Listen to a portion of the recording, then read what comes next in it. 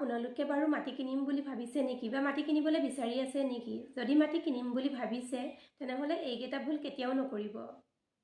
নমস্কাৰ, মই পূজাই এটা গুৰুত্বপূৰ্ণ ভিডিঅ' লৈ আপোনালোকৰ মাজলৈ আহিছোঁ।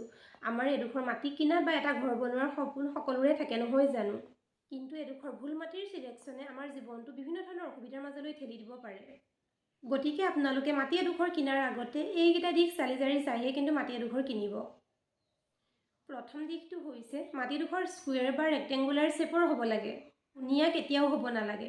দ্বিতীয়তে মাটিডোখৰ পূব, উত্তৰ পূব নাইবা পূব দিশলৈ অলপমান চাপৰ হ'ব লাগে।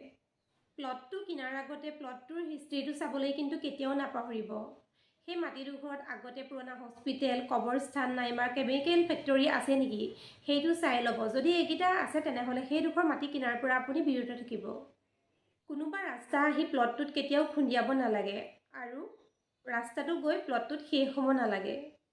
আপোনাৰ কুষ্ঠিত যদি শনি গ্ৰহটো বেয়া থাকে তেনেহ'লে ৱেষ্ট ফেচিং প্লট কেতিয়াও নল'ব। নেক্সট আপোনালোকে আৰু এটা কথা মন কৰিব, যাতে প্লটটোৰ মেইন এণ্ট্ৰেঞ্চটো ভাল হয় আৰু মেইন এণ্ট্ৰেঞ্চটো কোনফালে হ'ব সেইটো আপোনালোকৰ জন্ম পত্ৰিকাইহে নিৰ্দেশ কৰিব। আজিৰ ভিডিঅ'টো বাৰু আপোনালোকে চাই কেনেকুৱা পালে মোক কমেণ্ট বক্সত জনাবচোন। ধন্যবাদ।